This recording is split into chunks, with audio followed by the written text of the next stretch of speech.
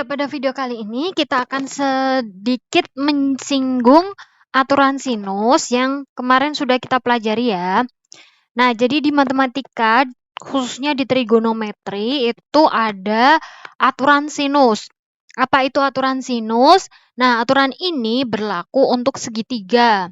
Nah, coba kalian perhatikan segitiga di sini.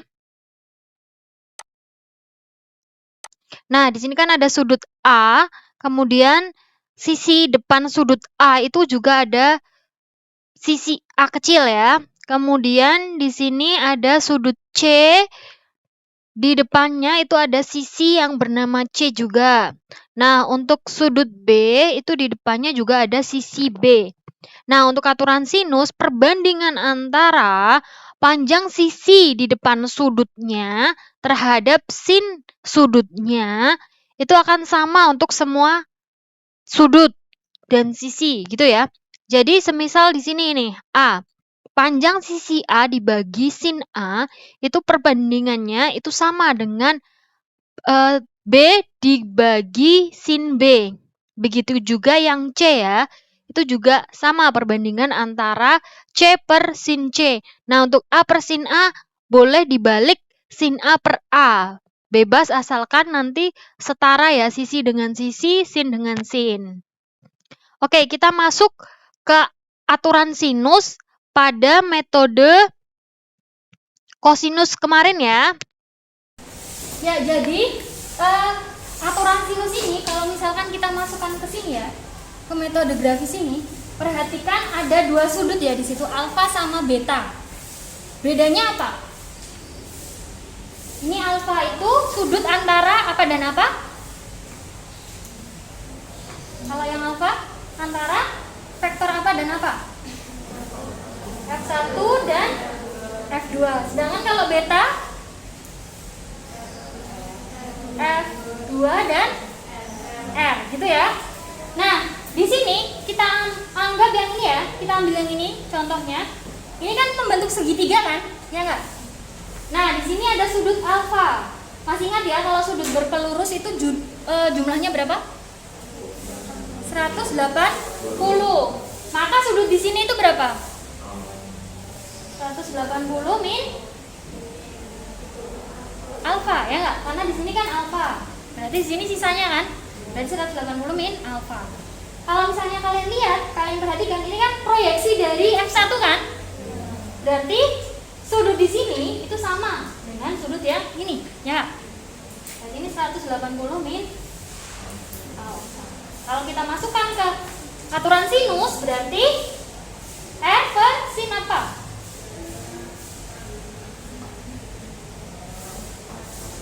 Sudut di depan R itu berarti yang ini ya, 180 min alfa. Min alfa.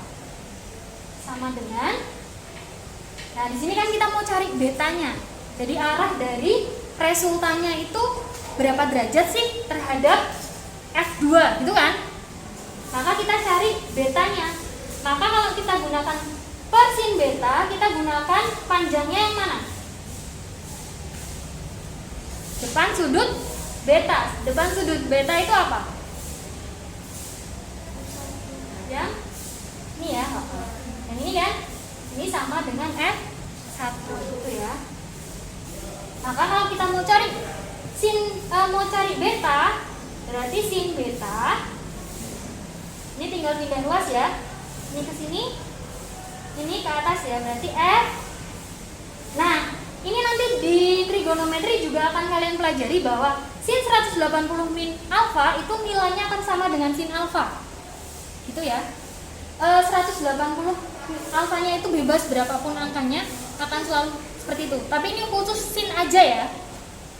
Jadi kalau ada sin alfa 180 min alfa itu nilainya sama dengan sin alfanya. Berapapun angka alfa di sini gitu ya. Maka di sini ini bisa kita ganti dengan sin alfa.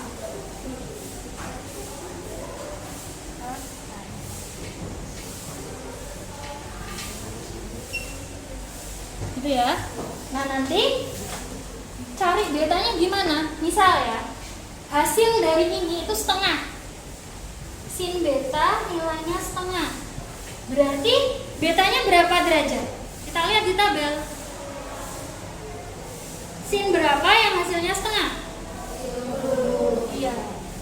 Berarti betanya 30. Nanti kalau misalnya angka di sini nggak ada di tabel, berarti kalian gunakan kalkulator aja. Kalau pas latihan ya.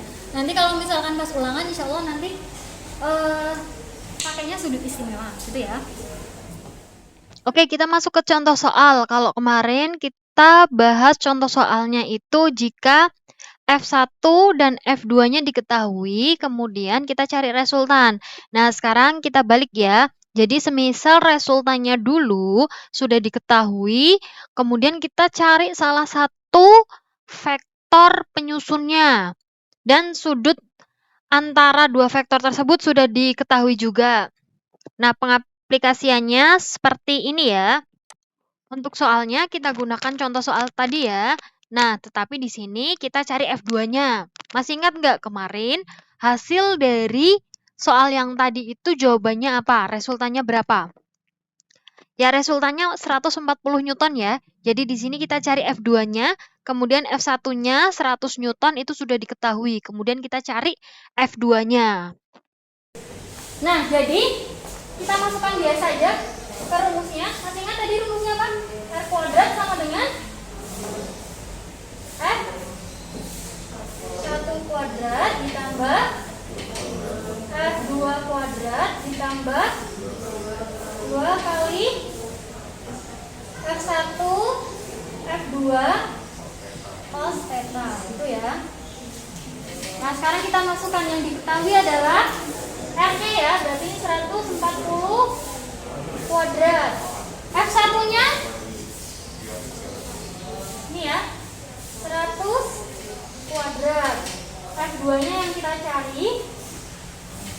Kemudian 2 dikali 140 kali 100 dikali F2 ya. Kali F2. Cos 60 berapa? Setengah ya. Nah, ini habis. Maka tinggal berapa ya? Ini kita pindah ruas ya. Berarti hasilnya berapa ini? 140 kuadrat dikurangi 100 kuadrat. 19.600 dikurangi 10.000 berapa? 9.600 ya. Terus ini kan F 2 kuadrat ditambah F 2 F2 ya. Salah. 100 F2. Oke, kita pindah ruas semua ke sini ya.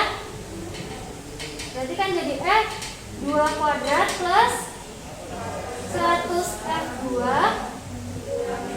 dikurangi. Ingat nggak ini bentuk apa? Persamaan kuadrat. Kalau cari F2 pakai persamaan kuadrat berarti harus di faktorkan ya. Masih ingat nggak pemfaktorannya? Berarti kan faktor dari 9.600 yang kalau dijumlah hasilnya 100. Berarti berapa dan berapa?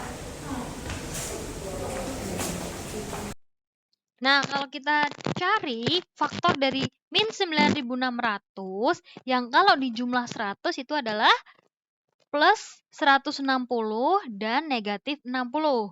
Kalau plus 160 dikurang 60 itu kan hasilnya 100 ya, berarti sama dengan konstanta dari F2-nya yaitu 100.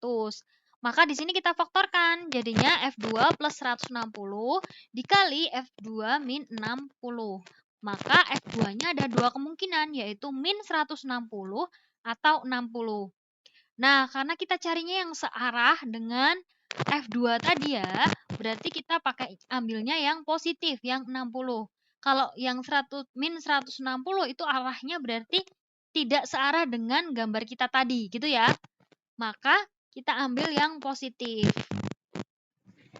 Oke, kita review kembali ya tentang metode analitis. Untuk kemarin kita sudah menyinggung sistem koordinat kartesius. Nah, ini mungkin kalian sudah familiar ya, karena di matematika sudah kalian pelajari tentang sistem koordinat kartesius 2 dimensi yang terdiri dari sumbu X dan sumbu Y. Nah, dalam vektor itu kita akan mengenal vektor satuan. Nah, di sini vektor satuan ini adalah satuan dari arah vektor. Nah, untuk satuan vektor arah terhadap sumbu X itu kita menyebutnya I. Jadi, I ini adalah satuan arah yang arahnya ke sumbu X positif. Nanti kalau misalkan ke sumbu X negatif berarti nanti min I, gitu ya. Kemudian untuk yang searah terhadap sumbu Y positif itu adalah J caping. Kalau misalkan ke sumbu Y negatif berarti nanti negatif J gitu ya. Nah, maka kalau misalkan ini kita menuliskannya ya. Misal ini vektornya 3 Newton gitu ya. Maka kita akan menuliskannya, ini misal vektor A ya. Vektor A sama dengan 3I. Kemudian ditambah Y-nya. Nah, karena Y-nya tidak ada berarti plus 0 ya, maka kita bisa hanya menuliskan vektor B itu sama dengan 3I gitu. Nah, untuk yang ini juga sama. Karena di sini dia hanya memiliki arah terhadap sumbu Y, maka X-nya 0 ya. Kemudian misal ini terhadap sumbu Y-nya itu panjangnya 4 Newton. Nah, maka kita menuliskan ini misal vektor A.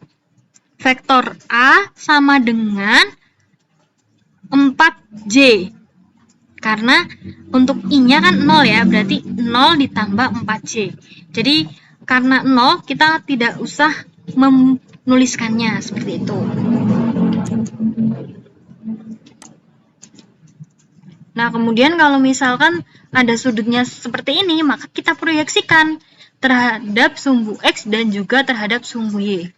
Nah, masih ingat ya kalau misalkan di sini kita mau memproyeksikan vektor ini, misalnya adalah vektor F, mau kita proyeksikan terhadap sumbu X. Nah, sudut alfanya di sini. Maka kita gunakan sin atau cos. Nah, kalian ingat-ingat lagi tentang sin itu adalah depan miring, kemudian cos itu samping miring, kemudian kalau tan itu adalah depan samping gitu ya. Nah, kita perhatikan kalau ke X itu kan berarti ini samping dan miring ya, karena yang F di sini kan sudah diketahui. Nah, sedangkan yang kita cari adalah Fx di sini. Maka kita gunakannya samping dan miring. Nah, karena samping dan miring itu berarti kita gunakannya cos. Maka tinggal masukkan nilai F-nya ini ya, tinggal F di cos alfa. Kemudian untuk Y-nya juga sama.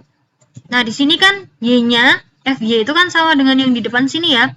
Berarti kan depan miring. Kalau depan miring kan sin ya. Nah, maka kita gunakannya sin.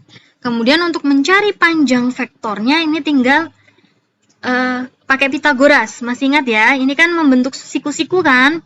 Berarti nanti panjangnya bisa fx kuadrat ditambah fy kuadrat. Oke, ini kemarin sudah kita bahas. Nah, sekarang kita masuk ke metode analitis. Jadi, bagaimana cara menjumlahkan vektor yang lebih dari 2? Kalau tadi metode kosinus itu kan 2 vektor ya. Nah, kalau misalkan kita menggunakan cara yang tadi, yang metode kosinus untuk menjumlahkan 3 vektor, nanti akan panjang sekali. Nah, maka ada cara yang lebih mudah, yaitu menggunakan metode analitis ini, atau dengan cara menguraikan vektor-vektor komponennya. Nah, kita langsung masuk ke contoh soalnya aja ya, biar kalian lebih paham. Nah, ini contoh soalnya. Oke, kita gambarkan dulu vektornya. Ini sumbu X, sumbu Y. boleh sambil kalian menulis juga.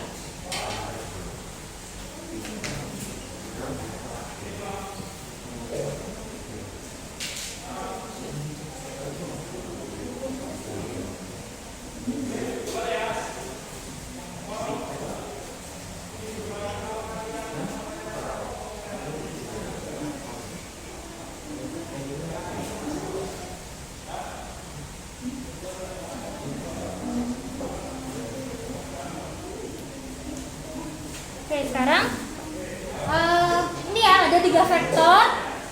F1-nya 10 Newton, F2-nya 20 Newton, F3-nya 19 Newton. Kita uraikan dulu dari F1 ya. Sudutnya di sini.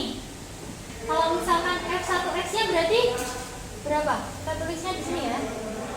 Sumbu X, sumbu Y.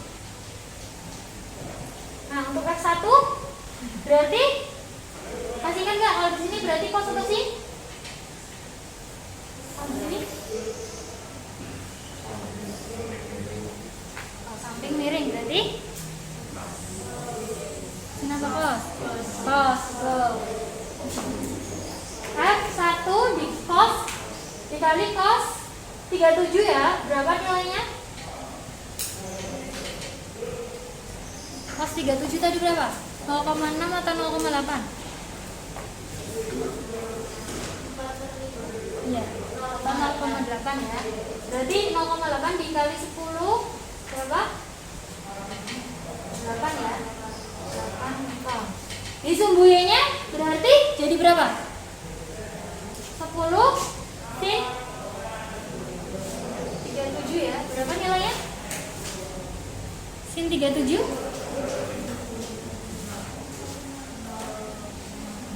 3/5 ya, atau 0,6.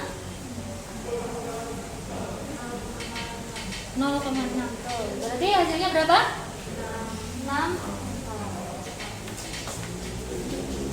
Sekarang tahu ya komponen X1-nya berarti 8Ni plus 6J. Sekarang F2. F2-nya berarti F2-nya kan 20 ya.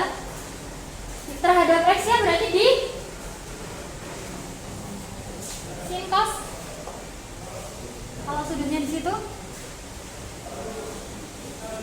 sin atau cos? Cos. Ini samping miring ya, sama kayak ini. Berarti ini cos 53. Cos 53 berapa? Berarti kebalikannya ini ya. 0,6 atau 3/5 ya. Berapa? Berarti hasilnya 20 kali 0,6 12 ya. 12 Newton. Sedangkan di sumbu Y-nya berarti 20 sin 53 berapa? 4/5. 20 kali 4/5 16. Oke ya. Berarti ini kalau kita tuliskan vektor satuannya berarti 12Ni ditambah 16J. Ya. Sekarang F3-nya. F3-nya.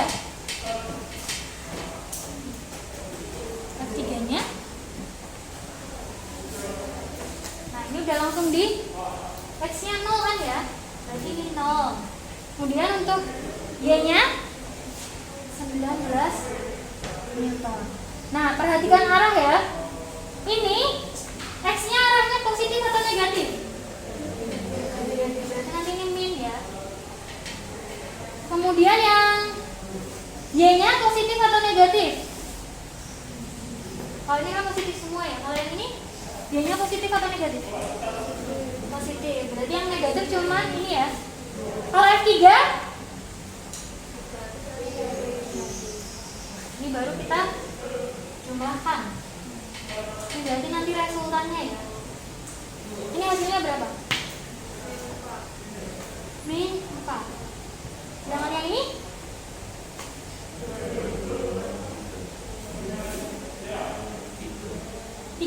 tiga Newton ya? Atau bisa kita tuliskan berarti hasilnya adalah min 4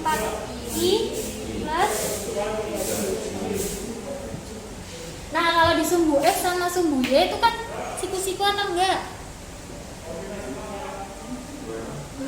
Kalau sumbu X dan sumbu Y itu siku-siku atau enggak? Iya. Kan ini sebenarnya kalau kita gambarkan R itu kan gini ya, tanpa kita perhatikan itu, cukup ini aja. Kalau min 4 plus 3 berarti R-nya itu kemana? Min 4 ya. Ini min 4, 3-nya di sini ya. Berarti R-nya itu segini, ya. Nah, masih ingat ya untuk cari panjang ini, kalau kita tahu ini aja, karena ini kan siku-siku kan, ya nggak?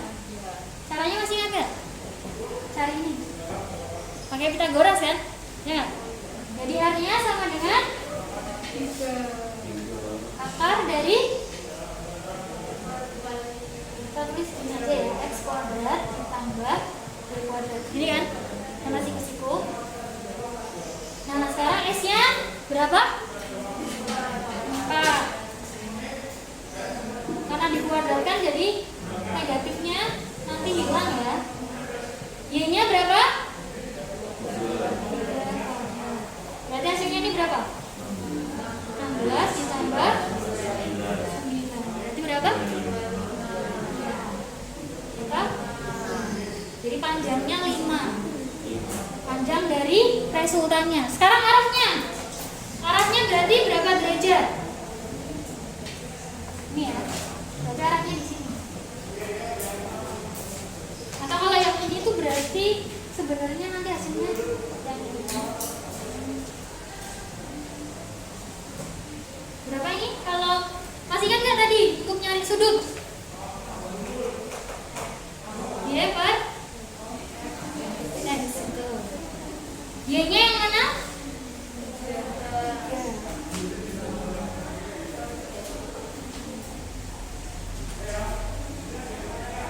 Oh, kalau min 3/4 itu alfanya berapa? 53 atau 37? Oke, karena hasilnya tadi tan alfanya 3/4, berarti ini ada kaitannya antara sudutnya 37 atau 53. Kalau kalian tidak hafal, kalian bisa gunakan segitiga bantu, segitiga istimewa 345. Nah, untuk segitiga istimewa 345 itu seperti ini ya. Jadi di depan sudut 37 derajat itu yang kecil, yang pendek, berarti angkanya 3. Kemudian di depan 53 itu kan yang panjang atau yang 4. Yang sisi miringnya itu pasti 5.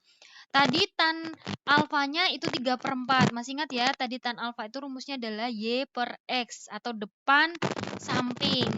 Nah, di sini depan samping 3/4, berarti 3/4 itu sudutnya mana? Sudutnya yang ini ya, 37 derajat. Berarti jawabannya adalah 37 derajat. 37 ya. Berarti alfanya ya 37, min 37 ya. Atau maksudnya karena sudutnya di sini ya. Di sini ya. Ini ya. Jadi di sini 37 derajat. Nah, demikian pembahasan kita kali ini. Terima kasih sudah menonton video ini sampai akhir. Semoga bermanfaat. Jangan lupa klik tombol subscribe bagi yang belum subscribe dan klik like jika kalian suka video ini. Sampai jumpa di video berikutnya. Bye.